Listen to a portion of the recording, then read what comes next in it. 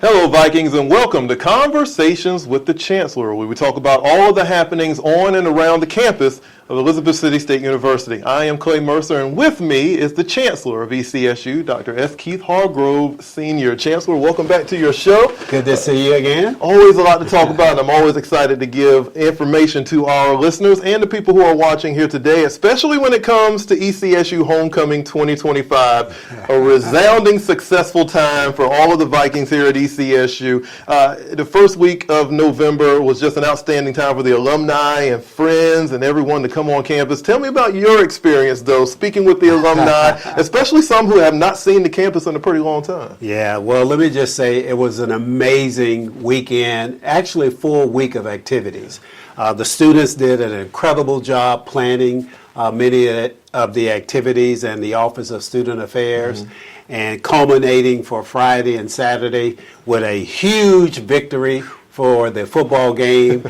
And as you probably well know, we had this School Days Viking thing based on the movie, I believe in 1988. That's correct. Whereby we advertised the event to wake up, not only about homecoming, but also just the festivities that we had planned by the students and the administration. So it was an amazing event, a nice, safe, and secure event. So. Alumni and friends were here in mass numbers. Our alumni groups made contributions during that weekend as well, exceeding close to $1 million. Wow. And so it was just an amazing event, and my very first homecoming, yes, indeed. In fact. And so I'm looking forward to Homecoming 26 even more. Well, it was exciting to see you during the parade also. I have to bring this up as the Grand Marshal. It seemed like you had a good time going down the streets of Elizabeth City. Oh, yeah. Well, you know, homecoming for the university is also a community and city event as well. So I enjoyed participating in the parade as the Grand Marshal. I had my wave down and seeing all the people that came out in support of Homecoming 25. And it was really, truly an engagement of town and gown, university in the city. Big props to our mayor and the community for coming out, supporting the university, not only for homecoming, but for the football game as well. Very much so. I have to send a lot of love out to ECSU head coach of the football team, Adrian Jones, and the entire football team for giving us that win over Bluefield State at homecoming. You talk about football being a great sport for you. You enjoy it. It seems like you had a good time in Roebuck Stadium, too. Oh, my goodness. I am a college football fanatic. And so when it comes to HBCU football, I keep tabs on that. Look what the other schools are doing. But I have to commend our coach and our amazing football team. Just a fantastic season. They raised the level of expectations and effort throughout the season, coming out with a huge victory, played much better mid and took towards the late end of the season. So big props to our football team, an amazing coach as well.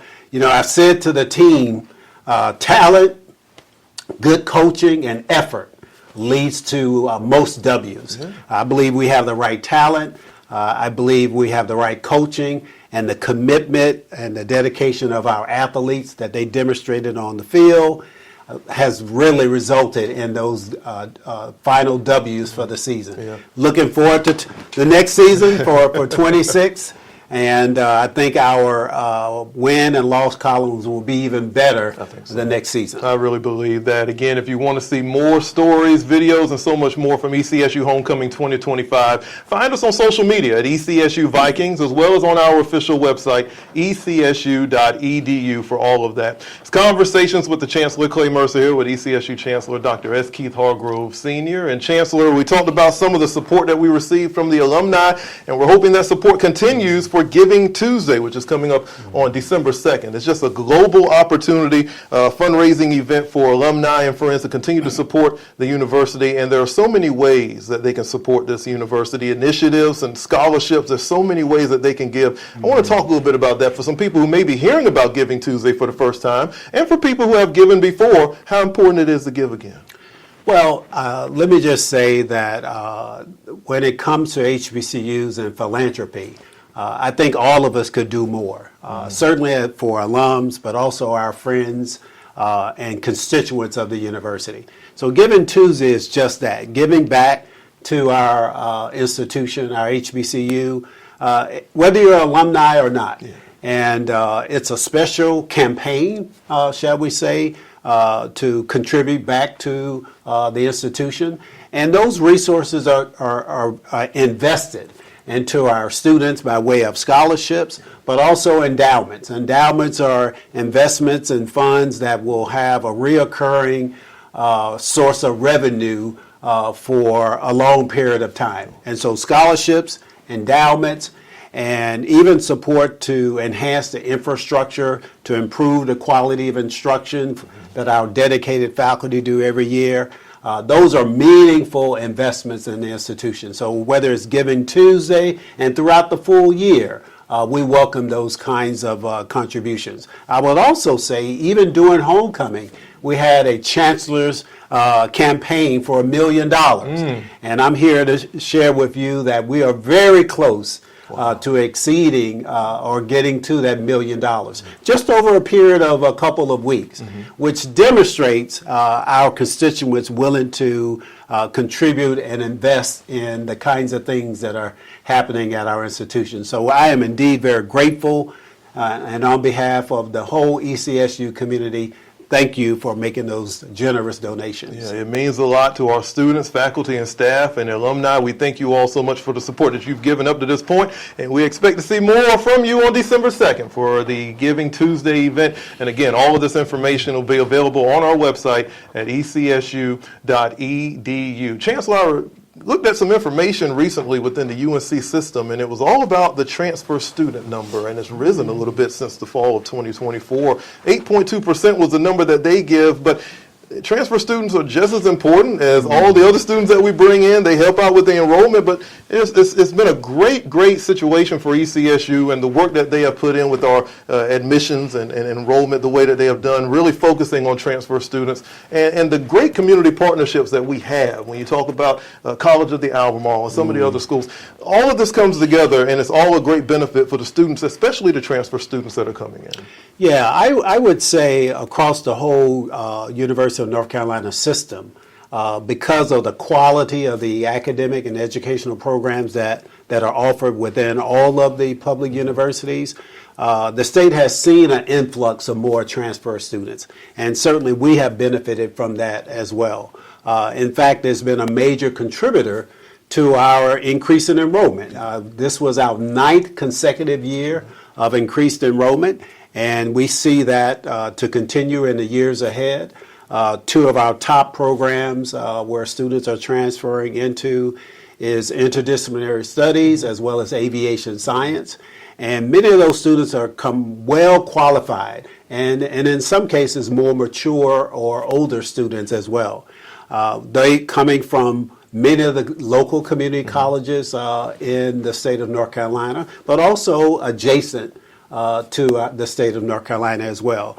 We found that most of them, the majority of them, 50 to 60%, are first generation students, and as many as 41% of those students live on campus, which is advantageous for us because they generate revenue through room and board. Sure. But more importantly, students are recognizing the academic programs that we offer at ECSU, programs that leads to employment and career opportunities, and so attracting students from transfers, either 4-year or 2-year schools, is a very intentional strategy that our enrollment management team has focused on, and we look forward to continuing that trend to increase our enrollment, currently approaching 2,400 and getting even higher. Yeah, well, we talk about those community partnerships, and it's so beneficial for us as well as the community partners that we have. And when you talk about transfer students, it's been a focus for ECSU for a long time now, and it seems like it's growing and going in the right direction. So again, you're listening and watching Conversations with the Chancellor, and all of these students, whether they're transfer students or first generation, second generation, whatever it may be, we want them to walk across that stage and commencement is almost here, and I'm excited about it. It's always a special time here on the campus of ECSU. December 13th is when the commencement ceremony will be. And Chancellor, I don't think it never gets old when commencement comes around, and I know it's a special time for you too. Well, I mean, commencement is the epitome of what students come here to and seek in their respective degrees. We do something rather unique here. We have a pinning ceremony for all the graduating seniors, and that is scheduled on December the 12th. And all the seniors are pinned to recognize them for their accomplishment in achieving their degree. And of course, the commencement ceremony on the 13th, which is scheduled at 9 o'clock in the morning. Be there and be there early to get your seats, and which will be held in the newly renovated Vaughn Center.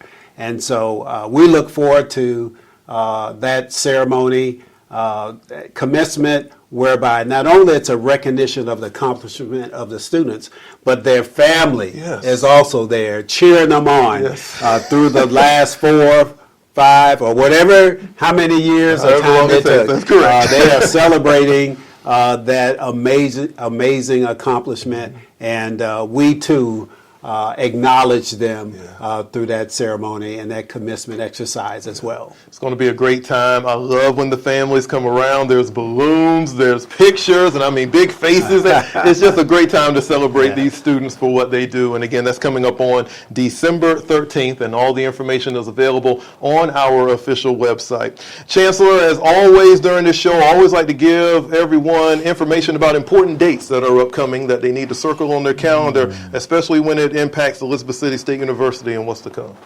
Yeah, well, first and foremost, as we get ready to celebrate this Thanksgiving, we want to encourage everyone to be safe during their travels and take advantage of the opportunity to celebrate with their family and friends and the true essence of what Thanksgiving is all about. So our prayers goes out to everyone with respect to that holiday season. The campus will be closed Thursday and Friday, and so again, we ask everyone to be safe. Beyond that, there are a lot of activities that also happening on campus. We have this amazing holiday choir event that will be held, and we're looking forward to this collaboration with the city through community connections. So on December the 5th, we'll have a ceremony with our university choir, and we're asking everyone in the region to come out, even our sister institutions, MACU and COA. We invite them to come celebrate this university choir event. And we ourselves will be attending events at those institutions as well. So that's a way to celebrate as we get ready to enter the Christmas or holiday season. I will also add that we have an amazing board of trustees who support the university in a number of initiatives that we implement that's part of our strategic plan. The board of trustees are currently reviewing that 5-year strategic plan, and so we will have a meeting in December the 16th to be more specific, with our board of trustees who are truly committed to the advancement, the support, and the elevation of this institution.